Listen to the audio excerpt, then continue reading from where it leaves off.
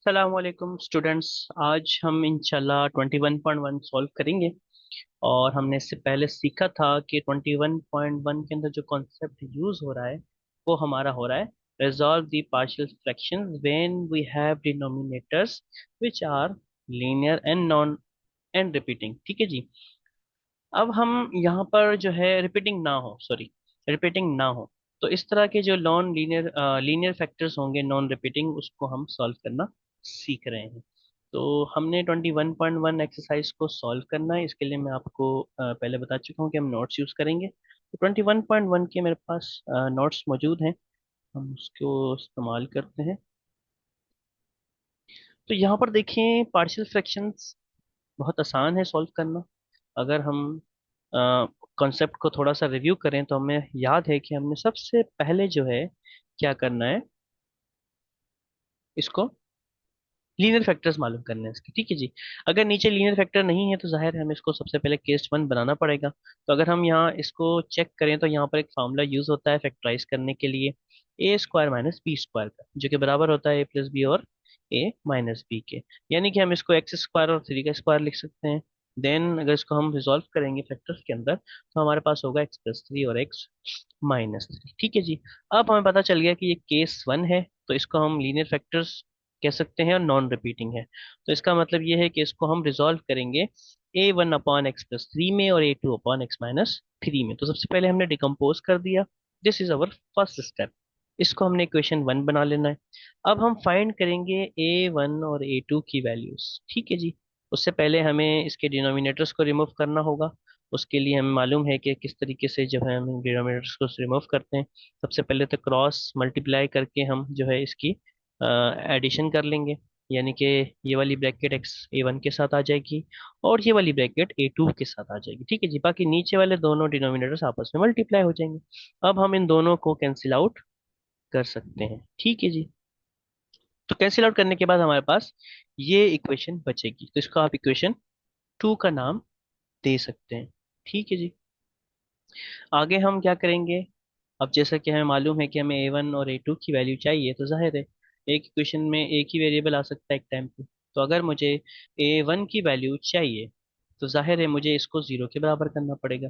यानी कि x plus three equal to zero, यानी कि एक्स की वैल्यू आ जाएगी माइनस थ्री। अगर मैं एक्स की वैल्यू माइनस थ्री पुट करूंगा इक्वेशन टू में तो हमें ए वन की वैल्यू मिल जाएगी। ठीक है जी। तो यहाँ पर पुट करें, एक्स की जगह माइनस थ्री लिख दें, यहाँ पर भी एक्स की जगह माइनस थ्री लिख दें।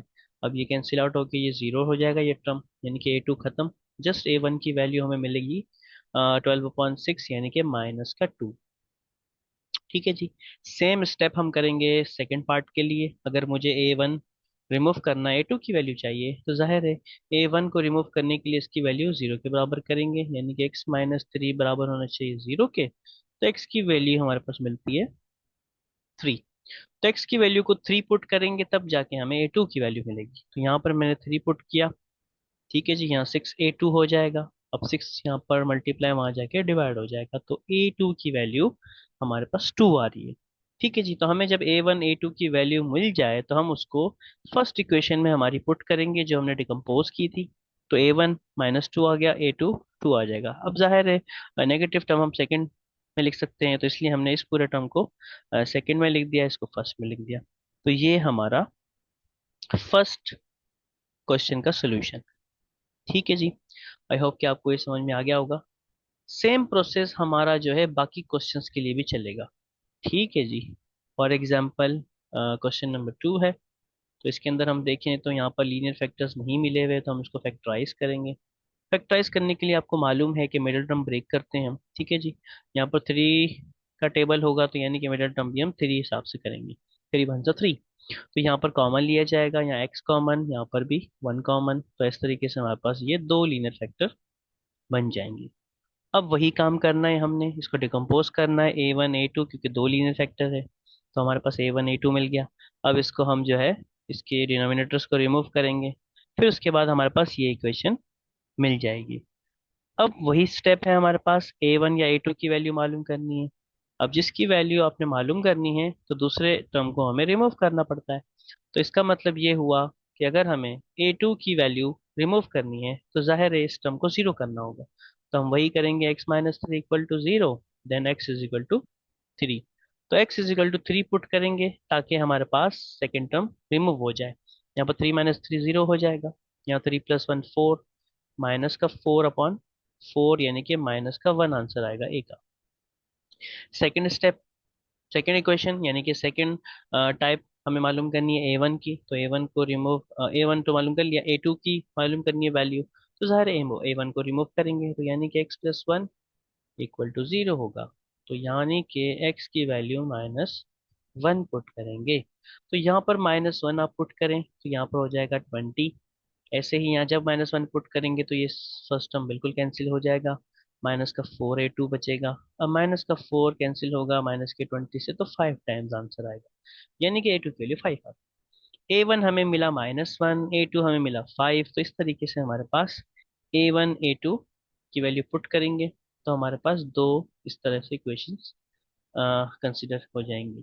तो ये हमारे पास पार्शियल फ्रैक्शन हो गया सेकंड पार्ट का।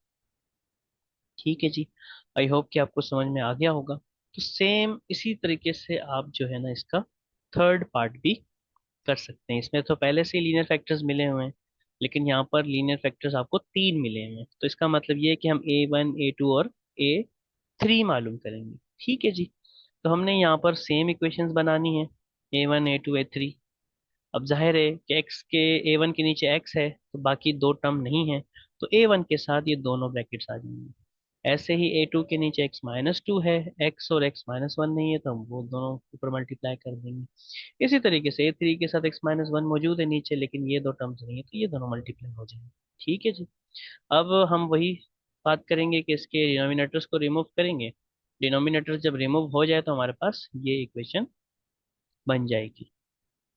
अब हमें जो है सबसे पहले मालूम करना है ए वन। तो ए वन अगर मालूम करना है तो इन दोनों को हमें जीरो करना होगा। तो यहाँ पर अगर दोनों को हमने जीरो करना है तो जाहिर है यहाँ पर भी एक्स मौजूद है और यहाँ पर भी एक्स मौजूद है। अगर मैं हम एक्स की वैल्यू जीरो कर दें तो ये दोनों जीरो हो जाएंगे। ठीक है जी, तो हमने एक्स की वैल्यू जीरो पुट की तो हमारे पास जीरो पुट करने के बाद जो है क्या बचता है, ये वैल्यू बचती है। तो इसका मतलब ये है कि minus three six upon two, तो ए की वन की वैल्यू हो गई थ्री। ठीक है जी, अगर हमें अब ए टू की वैल्यू चाहिए तो जाहिर है यहाँ पर एक्स माइनस वन है, हमें यानी कि इसको इसको रिमूव करना है तो x minus two equal to zero होगा। तो यानी कि एक्स की वैल्यू हम टू पुट करेंगे। ठीक है जी, now by putting X is equal to two we can find A two. Okay, तो ए टू मालूम कर लें। ए टू हमारा मालूम हो जाएगा इस प्रोसेस के जरिए, सारी वैल्यूज रखेंगे। तो four minus six plus one, यहाँ फोर आ गया, और यहाँ पर two minus two zero, two minus one is one, and then again two minus one is one, ये जीरो हो जाएगा टर्म। ये टर्म भी खत्म, ये टर्म भी खत्म, जस्ट ए टू की वैल्यू हमें मिल जाएगी। छः, छः से छः कैंसिल, चार, दो को चार से डिवाइड करेंगे तो आंसर ए टू का टू आएगा। अब बचा लास्ट हमारा ए थ्री, उसको मालूम करने के लिए जाहिर है हम ए थ्री मालूम कर रहे हैं तो इन दोनों टर्म्स को खत्म करना है। तो यानी कि x minus one equal to zero होगा। तो एक्स की वैल्यू हम वन कंसिडर करेंगे। यहाँ हमने एक्स की वैल्यू वन पुट की, जब वन पुट करेंगे आपके पास solution A three will be minus four. ठीक है जी, आपको सिंप्लीफिकेशन तो आनी चाहिए इस लेवल पे क्योंकि आप मैट्रिक क्लास में हैं। तो वो सिंप्लीफिकेशन मैं आपको यहाँ नहीं करके दिखा रहा क्योंकि वो बहुत इजी रहता है। यानी कि वन का स्क्वायर करना वन आएगा, थ्री वन से थ्री होगा, फिर ये सिक्स है, सिक्स में से थ्री माइनस होगा। तो जाहिर है ये चीज़ें बहुत आसान है तो ये आप कर सकते हैं। तो ए थ्री की वैल्यू माइनस फोर आ गई। अब A one A two A three equation one में आप पुट करें तो आपके पास जो है इस तरीके से three upon X, two upon X minus two और four upon X minus one आ जाएंगे इसके पार्शियल फ्रैक्शन।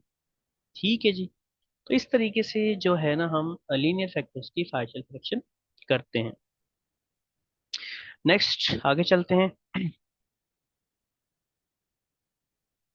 ठीक है जी, ये पार्ट भी बिल्कुल उसी सेम तरीके से होगा, तो आप जो है सेम स्टेप्स फॉलो करें और इसको सॉल्व कीजिएगा। ठीक है जी, ये सॉल्यूशन मौजूद है, आप चाहें तो इस सॉल्यूशंस को भी देख सकते हैं।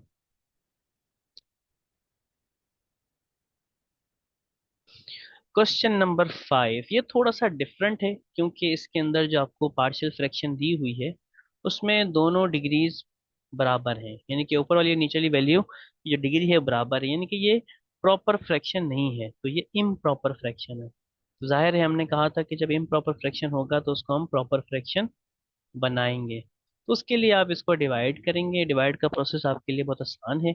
इसको वैल्यू को अंदर रखा जाता है और नीचे वाली वैल्यू को बाहर। अब यहाँ पर वन टाइम हम इसको कंसिडर करेंगे तो हमारे पास आएगा 8x + 14। तो जाहिर है वन टाइम किया है तो one will be the question and this will be the reminder and this will the divisor. तो इस तरीके से आप जो है ना इस एक्सप्रेशन को इस तरीके से अब ये जो एक्सप्रेशन का जो वन को छोड़कर आपके पास जो सेकंड हिस्सा है, इसको अगर आप देखें तो ये अब प्रॉपर फ्रैक्शन बन चुका है। ठीक है जी। अब डिनोमिनेटर्स को हम रिजॉल्व कर लेते हैं ताकि हमें लीनियर फैक्टर्स का पता चले, रिपीटिंग है नॉन रिपीटिंग। हमने इसके लीनियर फैक्टर्स मालूम किए, तो हमारे पास लीनियर फैक्टर आ गए x-2 और x-3। तो अब पता चल गया कि नॉन रिपीटिंग लीनियर फैक्टर्स, तो यहाँ पर केस वन ही लगेगा। तो जाहिर है इस पार्ट को हम अब रिजॉल्व करेंगे पार्शियल फ्रैक्शंस में। तो सॉल्व करते हैं इसको, तो हमारे पास डिकम्पोज हो गया। सबसे पहले हमने A1 A2 नहीं लिखा, इसमें ए बी लिख दिया। आप चाहें तो ए और बी भी कंसिडर कर सकते हैं हमारे कांस्टेंट टर्म्स को। तो हमने लिखा a/x-2 और b/x+3। अब हम जो है इसको आगे सॉल्व करेंगे। उसके लिए हमें सबसे पहले डिनोमिनेटर्स को रिमूव करना है। तो डिनोमिनेटर्स को रिमूव करना बहुत आसान। इसको सबसे पहले आप ऐड कर लें, दोनों फ्रैक्शंस को ऐड करने का तरीका आपको मालूम है। तो यहाँ पर x+3 a के साथ आ जाएगा, x-2 b के साथ आ जाएगा। ठीक है जी। तो उसके बाद ये दोनों टर्म्स कैंसिल आउट हो जाएंगे, यानी कि हम इसको इस तरीके से लिखेंगे, एक x+14 और यहाँ पर हो जाएगा x+3। ऐसे ही उसके बाद हो जाएगा bx-2।